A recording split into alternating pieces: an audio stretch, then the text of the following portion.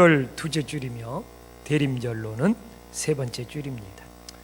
여러분 다 아시다시피 지난주 대통령 탄핵이 가결되었습니다. 우리나라는 많은 어려움 가운데 직면해 있습니다.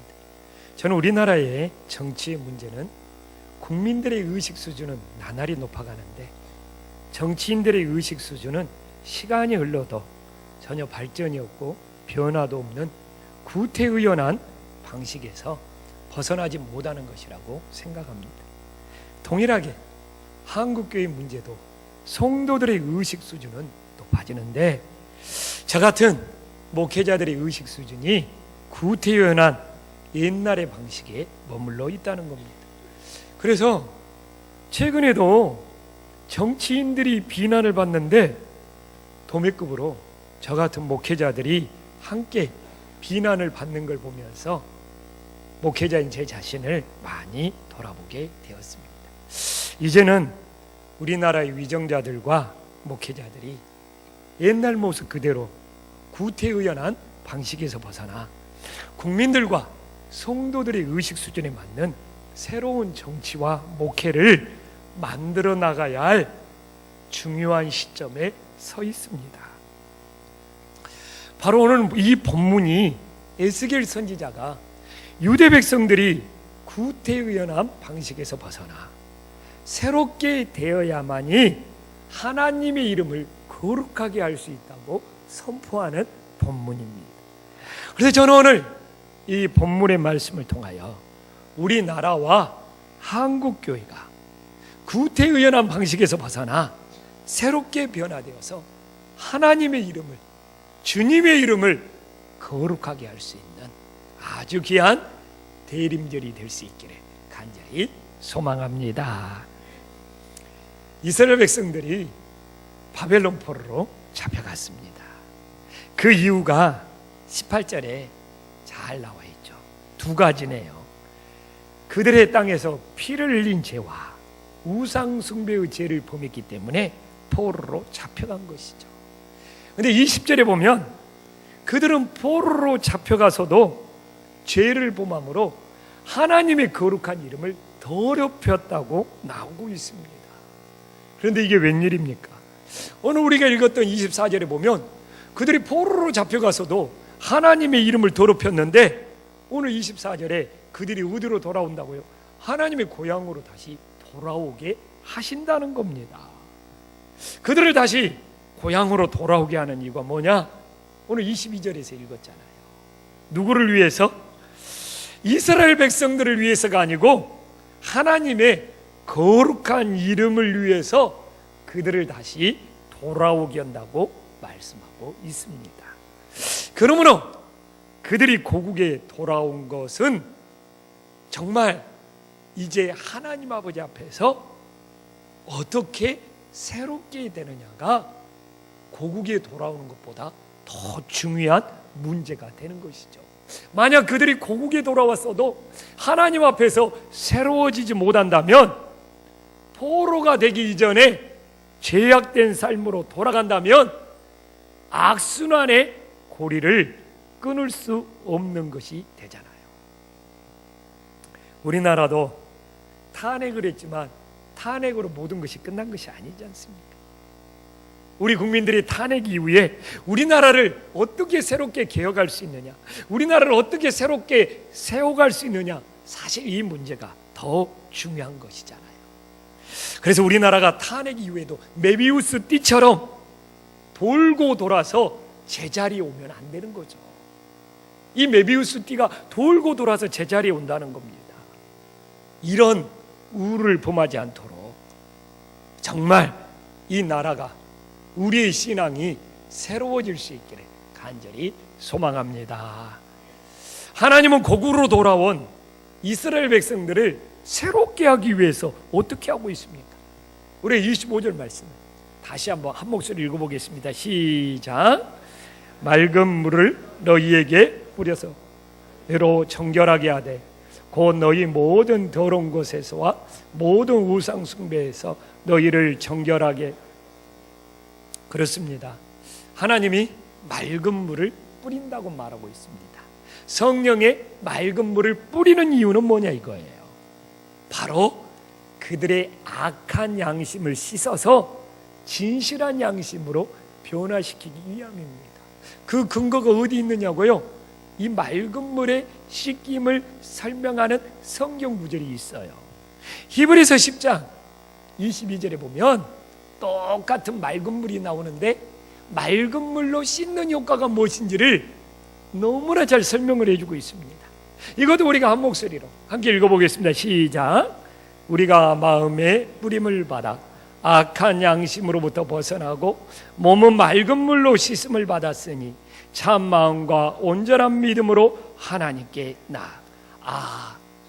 우리들이 성령의 맑은 물로 씻는다는 것은 악한 마음에서 벗어나 참마음, 이 참마음이 진실된 마음이란 뜻입니다. 그렇구나. 우리들이 맑은 물로 씻어야지만이 악한 마음에서 진실된 마음으로 변화될 수 있다고 말씀하고 있습니다.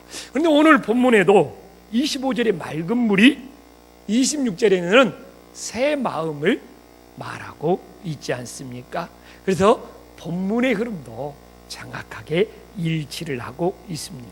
그러므로 포로에서 돌아온 유대 백성들이 성령의 맑은 물로 악한 양심을 씻어내고 진실된 마음이 되어야지만이 하나님의 이름을 거룩하게 할 수 있다는 것입니다. 저는 오늘 이 본문을 묵상하면서 우리나라도 정말 새로워지기 위해서는 정치인들이 맑은 물로 뿌림을 받아서 악한 양심에서 벗어나 진실된 양심이 되어야지만이 우리나라가 새롭게 될 수 있는 겁니다. 또한 이 땅에 침체된 교회들도 회복되기 위해서는 모든 성도들이 성령의 맑은 물로 씻음 받아서 악한 마음을 씻어내고 진실된 마음으로 변화되어야지만이 이 땅의 교회들이 회복될 수 있는 겁니다. 정말 우리나라와 한국 교회가 오늘 주님이 주신 말씀처럼 성령의 맑은 물에 뿌림을 받아서 악한 양심에서 벗어나 진실된 양심으로 새로워질 수 있는 그런 은혜로운 역사가 일어날 수 있기를 간절히 소망합니다. 그러면 이스라엘 백성들이 하나님과의 관계에서 가장 중요한 문제는 뭐였습니까? 다른 것이 아니에요. 바로 행위의 문제였습니다. 그들의 행하는 것이 문제였다는 말입니다. 오늘 32절에 보면 한탄해라고 합니다. 이스라엘 족속들아, 너희의 행위로 말미암아 부끄러워하고 한탄할지어다. 바로 이 행위의 문제인 거예요. 하나님은 행위가 좋지 못한 이스라엘을 자신의 백성으로 받아들일 수가 없었습니다. 그러므로 하나님께서 그들의 마음속에 하나님의 영, 성령을 두는 이유를 말하고 있습니다. 왜 하나님께서 우리들의 마음속에 성령을 두려고 합니까? 27절에 봐보십시오. 내 영을 너희 속에 두어 너희로 내 율례를 행하게 하내니 너희가 내 규례를 지켜 행할지라. 바로 이 행함에 달려있는 겁니다. 오늘 하나님과의 관계의 문제는 하나님의 말씀대로 행하지 않는 것이다. 그러면 하나님의 말씀대로 행하라고 반복적으로 오늘도 이렇게 27절에 강조하고 있는 것입니다. 그래서 우리들이 하나님의 말씀을 지켜 행할 때 하나님의 이름을 거룩하게 할 수 있는 거예요. 많은 사람들이 성령 충만, 성령 충만, 이건 감정 충만이 아니에요. 감정만 벅차오르는 것이 아니에요. 진짜 성령 충만은 말씀을 지켜 행하는 충만이 되어야 하는 것입니다. 한국 교회가 왜 이렇게 침체됐느냐? 예배가 문제다, 찬양이 문제다, 기도가 문제다, 헌신이 없어서 문제다. 아니에요. 제일 중요한 문제는 우리 크리스찬들의 행위가 잘못된 것이 제일 문제인 거예요. 저는 한국 교회만큼은 아직도 새벽 예배부터 시작해서 수요예배, 금요예배 전 세계를 찾아봐도 찾을 수가 없는 나라가 한국교회예요. 기도 많이 하는 거 아직 한국교회 쫓아오지 못합니다. 예배 열심히 드리는 거 한국교회 쫓아올 수가 없다니까요. 말씀 암송도 열심히 오고요. 찬양 한국교회 참 뜨겁습니다. 사실 거기에서 문제를 찾으면 한국교회 회복이 불가능해요. 한국교회 문제는 오늘 하나님이 지적하고 있잖아요. 행위가 잘못됐기 때문에 그러는 거예요. 이 행위의 변화 없이 한국교회 회복은 없는 것입니다. 오늘 28절도 나와 있잖아요. 우리가 진짜 말씀을 지켜 행할 때 하나님은 너희들이 내 백성이 되고 너희 하나님이 된다고 이렇게까지 말씀하고 있는 거예요. 자, 우리들이 진짜 성령 받았습니까? 우리들이 진짜 구원 받았습니까? 그러면요, 이런 마음이 들어야 돼요. 31절에 보면, 자, 우리가 31절 한 목소리 읽어보겠습니다. 시작. 하나님은 시작. 그때 너희가 너희의 악한 길과 너희의 좋지 못한 행위를 기억하고 너희 모든 죄악과 가정한 일로 말미암아 스스로 믿게. 우리들의 좋지 못한 행위, 과거의 좋지 못한 행위가 스스로 미워져야 돼요. 그래야지만이 좋지 못한 행위를 반복하지 않고 거기에서 벗어나서 말씀을 지킬 수 있는 거예요. 내 죄가 미워져야 돼. 내 행동이 미워져야 돼. 그래야지 거기서 벗어날 수 있는 거예요. 우리나라 위정자들 봐보십시오. 과거의 좋지 못한 행위들 기억나지 않는데, 생각나지 않는데, 모르겠대요. 이럴 경우 절대로 바뀔 수가 없습니다. 그런 역사는 또 반복이 되는 거예요.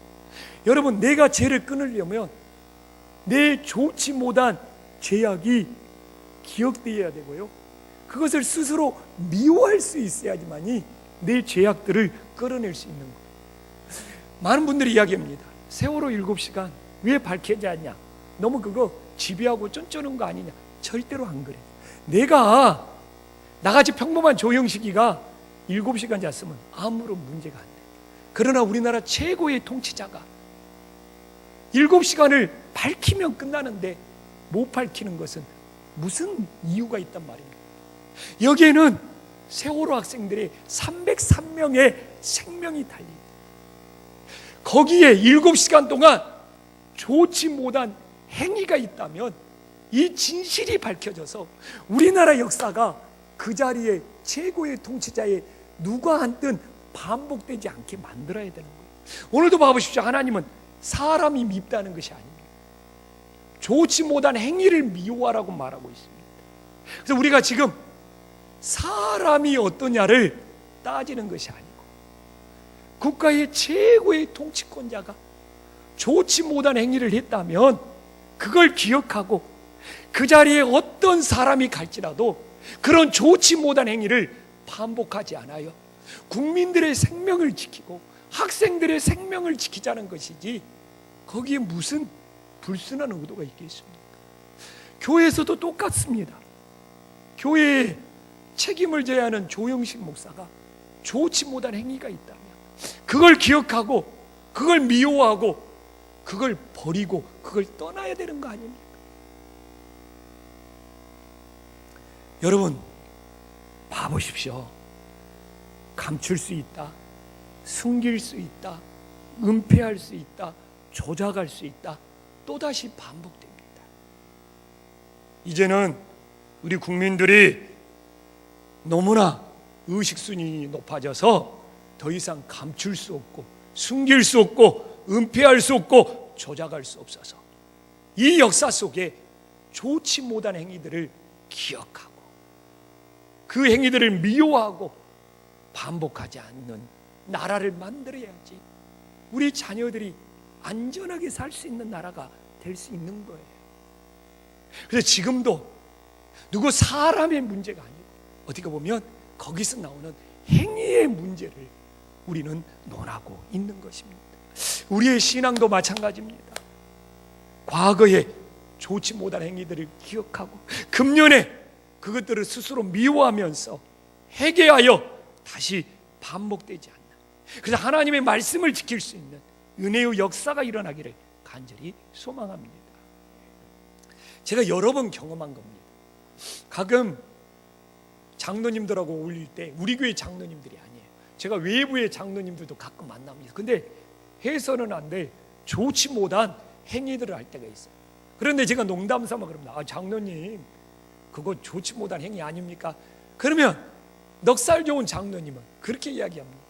에이 목사님, 내가 교회에서 장로지 교회 밖에서까지도 장로입니까? 굉장히 그럴듯해. 뭔가 좀 이게 겸손한, 근데 함정이 있지 않습니까? 행위가 잘못된다는 것을 인정하고 있는 거예요. 행위가 잘못됐다는 것을 시인하고 있는 거예요. 우리 한 목사님이나 저는 잘 압니다. 목회자들이 만났을 때 호칭을 안 부르고 목사님들끼리 형님, 사장님 이렇게 부를 때가 있어요. 이때는 뭐 하고 있는 건지 압니까? 좋지 못한 행위를 하고 있는 거예요. 그렇습니다.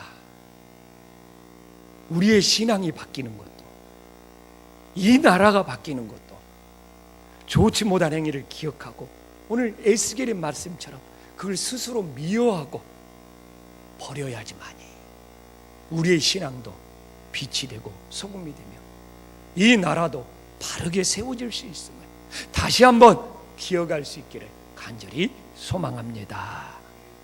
그러면 이제 중요한 문제가 남아있잖아요. 우리의 죄악된 행위를 미워하고 말씀을 행하기 위해서 어떻게 해야 됩니까? 우리 안에 있는 것으로는 안 돼요. 그래서 26절에 새 영을 너희 속에 두고 새 마음을 너희에게 준다. 그래서 어떻게 말합니까? 너희의 육신에서 굳은 마음을 제거하고 부드러운 마음을 준다고 하나님은 말씀하고 있습니다. 그럼 여기서 굳은 마음이 뭐고 부드러운 마음이 뭐냐? NIV 성경을 보면 쉬워. NIV 성경에는요, 굳은 마음이 스톤, 돌로 나와 있어요. 부드러운은 프레시, 고기, 살로 나와 있습니다. 근데 여러분 성경에도 알 수 있어. 작게 일자라고 굳은 마음 위에 일자라고 작게 써져 있는 성경책을 갖고 있는 사람 한번 손 한번 들어보세요. 산부예배는 몇 명 안 되네. 산부예배는 몇 명 안 돼. 뭡니까? 네, 돌이라고 써져 있어. 맞죠? 네, 좋은 성경책 진짜 갖고 있는 거라니까요. 부드러운 위에는 살짝 작은 글씨로 뭐라고 써져 있어요? 이라고 써 있고 뭐라고 나와 있어요? 찾아보면 고기로 나와 있어요. 야, 돌 같은 마음이 고기 같은 마음으로 변화된다는 것이 무슨 의미일까? 이것을 제가 한 주 동안 묵상하면서 참 은혜를 받았습니다. 여러분, 뭔 돌 같은 마음을 하나님은 고기 같은 마음으로 변화시킨다고 할까?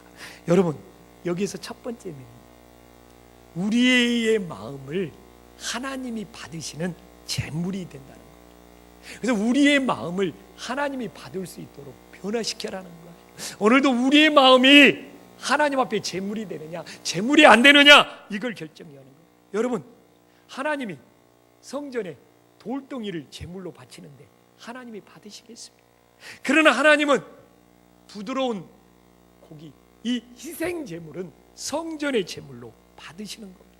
그래서 오늘도 우리가 예배를 드리면서 굳어진 돌이 아니라 부드러운 고기처럼 희생 제물이 될 때 하나님이 받으시는 예물이 됨을, 제물이 됨을 다시 한번 기억하시기를 간절히 소망합니다. 여러분, 오늘도 돌처럼 굳어진 마음으로 예배를 드리면 누가 돌처럼 굳어진 것을 하나님이 받으시겠느냐 이거예요. 그 예배는 하나님이 연락하시지 않습니다. 그러나 우리들이 부드러운 고기처럼 하나님 앞에 희생 제물로 드려지는 예배라면 하나님은 그 예배는 기뻐 받으시는 것이죠. 그래서 우리들이 돌 같은 마음이 아니라 부드러운 고기처럼 희생 제물이 되어서 하나님께 드림으로 하나님의 이름을 거룩하게 할 수 있기를 간절히 소망합니다. 또한 봐보십시오. 또 하나 묵상해 보면 하나님과 영적인 교제를 나누는 마음이 되어야 된다는 거예요. 여러분, 돌처럼 굳어진 마음과 누가 소통할 수 있습니까? 누가 영적인 교제를 나눌 수 있습니까? 이 나라 최고의 지도자가 우리 백성들의 마음을 아프게 했던 이유는 뭐 불통일하지 않습니까? 소통을 못하는 거라고 하지 않습니까? 왜? 돌 같은 마음은 소통할 수 없고 교제를 나눌 수가 없는 것입니다. 그러나 살처럼 부드러운 마음은 교제를 나눌 수 있어요. 이 프레쉬는 살도 되고 고기도 되잖아요. 여러분, 돌은 아무리 내가 손가락으로 찔러도 내 손만 아파요. 그러나 오늘 이게 부드러운 살을 이렇게 탁 누르면 통증도 있고 아픔도 있고 들어갔다가 나옵니다. 이처럼 우리는 하나님 앞에 살처럼 부드러워서 반응할 줄도 알고 교제를 나눌 줄도 알아야 되는 거예요. 오늘도 여러분들이 돌처럼 굳어진 말씀은, 돌처럼 굳어진 마음은 어떤 말씀을 들어도 반응이 없어요. 그냥 돌처럼 이 자리에 앉아만 있다 가는 것이죠. 그러나 살처럼 부드러운 마음은 하나님 말씀에 반응하고 하나님과 교제를 나누면서 변화의 역사가 일어나는 것이죠. 그래서 저는 오늘도 우리들이 살처럼 부드러운 마음으로 반응하여 하나님과 교제를 나누므로 하나님의 이름을 거룩하게 할 수 있기를 간절히 소망합니다.